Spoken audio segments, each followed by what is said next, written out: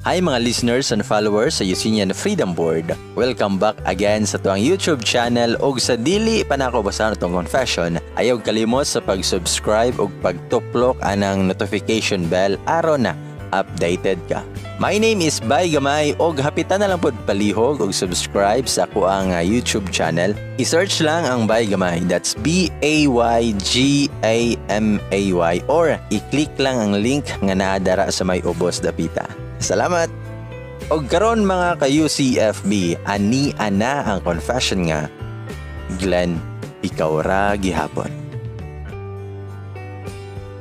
Hi bay, og sa tanang mga naminaw karon. Ako dai si Jason. 26 years old na ko. Wala ko'y uyab, pero na ko'y anak.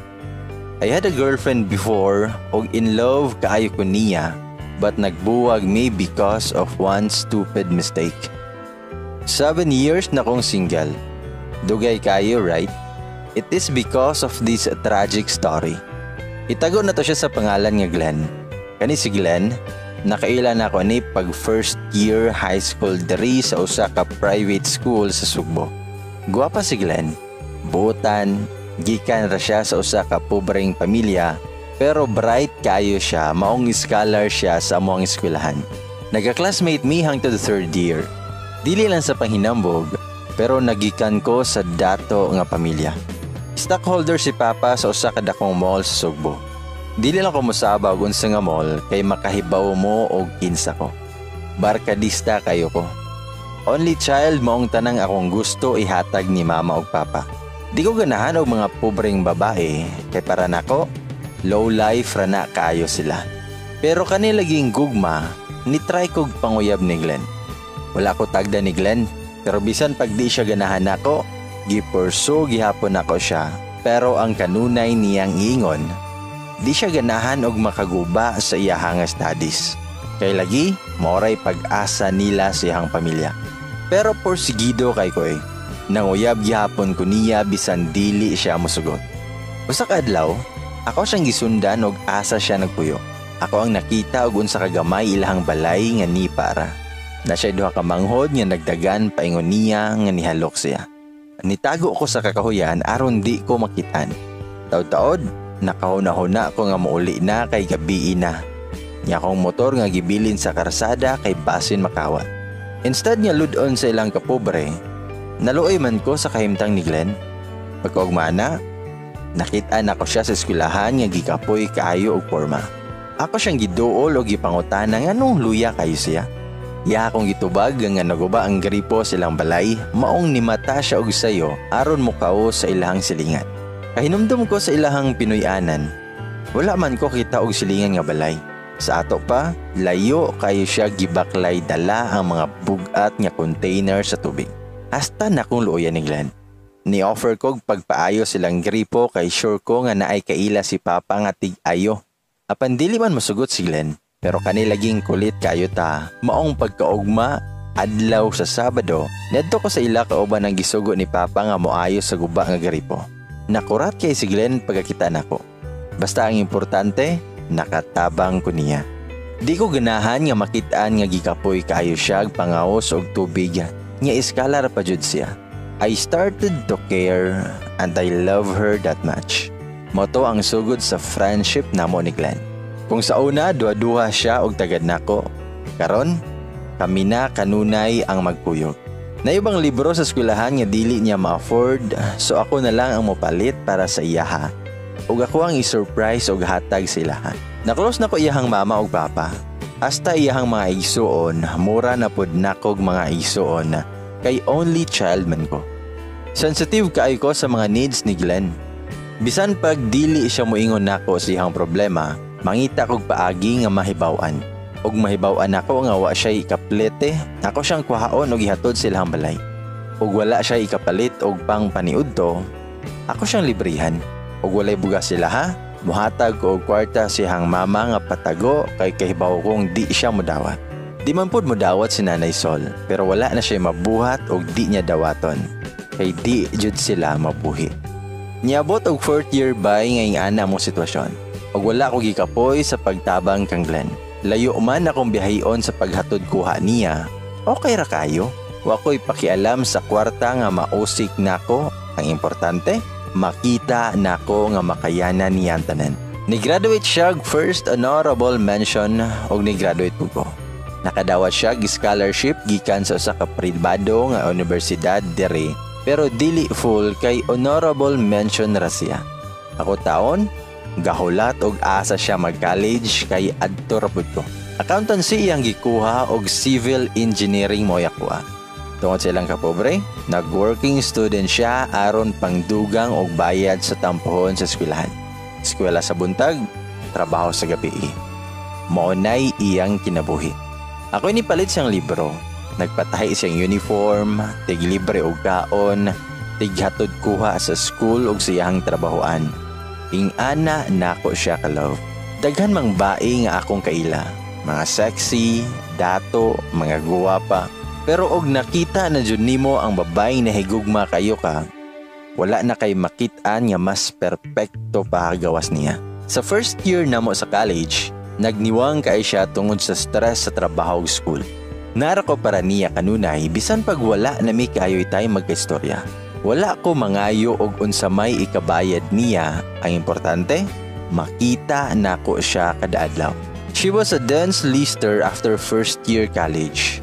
Og gisugot na ko niya pag summer after that school year. Lipay kay ko. Kanang kalipay nga dili mapalit sa kwarta. Love kayo nako siya og nagpromise ko sa kong kaugalingon nga dili mahimong pabigat sa iyang pag-eskwela. A second year college went fast. Ni-offer kog ako na lang pa-eskwela niya para dili na siya mag-work, pero ni-insist siya. Nilove daw ko niya maong di siya ganahan makadungog og istorya gikan sa mga tao. Ni okay rapod ko, kung unsay binuhatan ako sa una, mao lang gihapon. Bisan pa gikapoy akong utok og engineering tungod sa kalisod, di na ko ipakita niya. Di ko ganahan nga mag-worry siya ari nako. I want her safe. Love nako siya. Love nako og unsa siya. Love nako iyang family. Dawat nako ang tanan niyang imperfections. Until fourth year college came na bay. Niabot akong cousin gikan sa Manila og nibalhin og school diri sa Sugbo sa moa pang giskwelahan. Iyang pangalan is Sandro. Si Sandro, kauban ako ni og laglaag sa una. Kauban ako og party bisan nasa. Kadto sa una nga high school pa ko nya dili pa mi close ni Glenn. Close cousin ako si Sandro, maong nalipay ko nga nibalhin siya sa mo school. Gipaila-ila na ko siya ni Glenn o wala siya ganahi kay pobre ra daw. Daghan daw mas lami o mas gwapa nga babae sa Manila, pero nagpabungol-bungol ra ko sa iyang magipangingon. Until one time, pagkuha na ko ni Glenn gikan sa school, nakakita ako nga naa siya'y kauban nga lalaki. Murag lipay pa sila kayo. Nangutan ako kinsa to, yahado tong classmate. Oo, nagselos ko. Kay naanad ko nga ako ray lalaki nga makapasmile og katawa niya. Ako ray lalaki nga kanunay niyang ikauban. Kaunahon na akong balhin siyang kurso pero dili na mapas. Dayon nagka-educational tour silang Glenn sa Davao. Wa siya'y kaplete. As usual, ako ang gastos. Pocket money and etc. She's my princess og dawaton og ihatag nako ang tanan para niya. So mao to, 3 days sila sa Davao. Sa duha ka adlaw nga wala siya, gimingaw kay ko ni Glenn. Lami kay iapas, permer ako sa kwarto. Manawag niya, permer ako sa kwarto og manawag niya. Pero busy man daw siya. Nainitok-tok sa pultahan og pag-abre nako, naa si Sandro. Gi-invite kog boys night out kauban niyang mga barkada, mga classmate niya. Gipugos kog taman pero niingon kog mananghid sa kong Glenn. Nanawag ko ni Glenn pero dili mo tubag so ako na lang giteksan nga mulaag ko. Walay reply maong ni kuyog na lang ko ni Sandro. I've been to night outs before pero mura kog nabaguhan kay dugay-dugay na pod wala ko'y party-party. Inom dari, inom didto. Wild kayo mga babae, nagsayaw-sayaw nga halos hubo na. Nay mga babae nga moduol na ako pero wala na ko tagda even though matemp kog tanaw nila kay mga saksi kayo. Sa kadagan sa ko nainom, nalipong ko, wala na ako kay bao unsay sunod nga nahitabo. Nimata na lang ko pagkaugma nga naay babae nga gihilak sa kong tapat. Naghubo mi pareho. What the F? Ngano man ni? Nganong naa may babae sa kong tapat? Nangutana ko niya unsay name niya. Ingon siya nga Dina. Nangutana pod ko unsay nahitabo ug niana siya nga gihubog ko sa mga barkada nimo gabi. Wala na ako kahibawo og nganong naata diri. Nya nihilak na pod siya. Nagdali-dali og kuha sa akong cellphone niya na ay missed calls og text gikan ni Glenn. Nakahilak ko pagbasa sa iyang text. Reply to sa mga pagpananghid nako gabi. Ana siya nga, okay rahan. Enough na akong love para mosalig ko nimo. Nakonsensya kayo ko. Naay og sorry sa girl nga nakasex nako og dali-dali kong niuli. Nasukay ko ni Sandro. Nagsumbagay ming duha sa mua. Og hastang sukuan ni Papa. Nangutana og unsay nahitabo, pero ni isa namo walay makatubag. Pagkagabi ana, muuli na si Glenn. Lipay kay ko pagkakita niya. Nay guilt, nakahilak ko paghagna mo. Nakahilak ko kay how come she trust me o gisayangan ako ihang trust. O gihatod na ko siya sila. 2 months passed by, all went well. Kalimot na ko sa nahitabo. Ako ang gidevote akong time sa pag-school og ni Glenn. Until naitaong sig doorbell sa gawas. Gi-open sa mong katabang ang gate og nay usa ka babae nga nisulod. Nya familiar kayog noong. Moto ang babae nga naka one night stand nako. Iyahadan kong giduol og nitindog ko. Nihilak ang babae na siya gipakita nako. Pregnancy test na ay duha ka badlis. Buntis siya. Nahuglo kayo ko pagkaibaw ato. Naong ni Glenn dayon ang nigawa sa kong una. Ako asyang gipangutana og ako abad to. Niingon siya nga ako adyo daw. Buotan man po og porma bayiha, maong nito ako. Ako siyang giingnan nga ayaw saba ni bisan kinsa. Ako asyang tagaan og kwarta bisan pila ba iyahang gusto, basta importante, dili siya mosaba nga ako'y nakapabuntis niya. Nisugot rapod siya. Ako na siyang gitagahan og 10K. Nag-withdraw ko sa akong account. Nangayo ko sa contact number niya og nahibaw-an nako nga taga Bohol siya nga nag-boarding house ra diri sa Cebu kay diri gipatrabaho. Ako siyang giingnan nga textra. Ayaw tawag ug naa siya'y panginahanglan kay basin mahibaw-an ni Glenn. Nisugot ra siya sa tanang isugo nako. 5 months na ang milabay. Ito sa January. Hapit na mo graduate si Glenn samtang ako napay 1 year nga antuson. 7 months na pod among baby. Ug magpuyog mi ni Glenn, magtry ko og confess niya nga nakapabuntis ko pero mahadlok ko. Mahadlok ko basin biyaan ko nga dili nako kayanon. Ug pwede palang ibalik ang tanan wala na unta ako ni kuyog ni Sandro. Mahadlok ko basin dili na ko niya tagdon. Layo na kaayo among gikaagian ug maguba lang tanan tungod sa one night stand. Anto do sa kaadlaw, nahibili na kong cellphone silang balay. Birthday to siyang mama so naghanda mi. Nakalimot ko og dala sa kong cellphone. Ana ara ko kahinumdom pag niabot nako sa mong balay. Gikulbaan kay ko maong ni biyahe na pod ko padong sila ha. Pagabot na ko sa ila, naara siya sa gawas naglingkod. Ngana siya nga, tagna ko pa, mabalik ka kay naay mong cellphone diri. Nikalit siya katawa og niduol ko. Tara ihang gihatag ang cellphone. Pagkuha na ko sa cellphone, nikalit siya hilak og mingon. Kanusa pa man ko nimo gibinuangan. Kinsa man ang bayihang nabuntisan nimo? Itsa nang Dina nga nanawag. Sali kay ko nimuhan. Dugay na ta kayo. Nganong karon pa man ka nagbinuang. Sakit kayo makita nga the only woman I love is crying in front of what I did. I was speechless.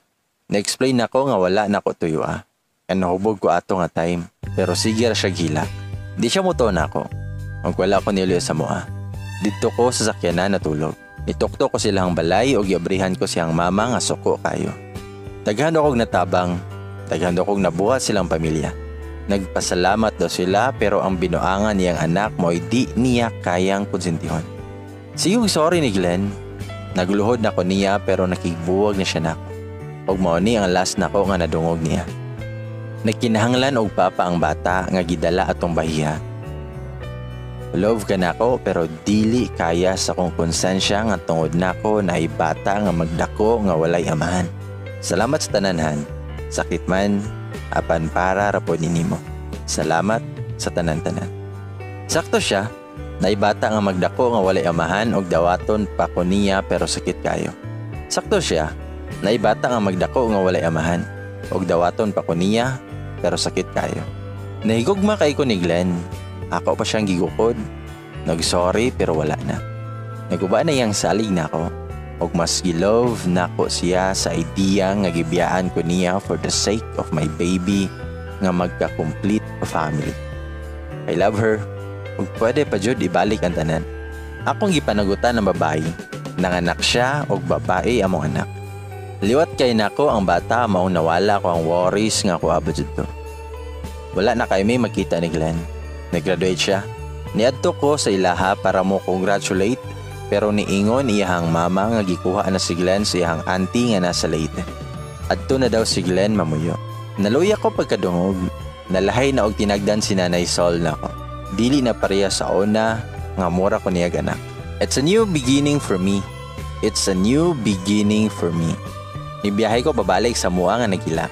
I was driving really mad of what I did. Karon, gibiyaan ako sa naginusarang bae nga akong gilove. Wala na tanan. Mabuhi na lang ko para sa mahimo na akong anak. Kinahanglan na akong kalimtan si Glenn bisan og sakit kayo. After 4 years, my relationship with my daughter's mother never worked out. Niuli siya sila sa Bohol. Og nibalik nga nananghid og pwede ba iyang kuhaon among anak kay naa siya'y ka-live-in partner. Siyempre, wala ko misugot. Among anak na lang ang rason nga nung nabuhi ko niya kuhaon pa jud niya. Wala siya'y choice. Bahalag mahurot akong kwarta binayad og attorney pero di jud nako ihatag among anak. She went back to Bohol. I never heard anything from her. Bisan text or tawag. Paramdam sa mong anak, wala. Kaya namdam ko sa last nga giingon ni Glenn na gusto niya og naay kompleto nga pamilya ang bata. Pero saon taman, ang inahan mao'y nagbinuang. So I searched for Glenn seeking for a second chance. Sana naay pag-asa. Sana wala pa siya'y uyab karon. Sana dili pa siya minyo. Sana dawato niya bisan na ako'y anak sa laing babae. Apan pag-adto nako sila ha, wala na ilang nipa. Ingon niya mga silingan nga giuba na daw to kay wala na'y nagpuyo. Gikuha na ni Glenn iyang tibok pamilya o gidala sa laing lugar nga sila mismo wala kay balo. Sa tanang tao nga nakahibaw ani mo storya, mamalihog ko og kaila mo ni Glenn. Palihog ko og tabang nako sa pagpangita niya. I want her back. I want my life back. Glenn, ug makabasa or makapaminaw man gani kaani, pila man katuig nilabay, pero ikaw lang gihapon. Ikaw ra.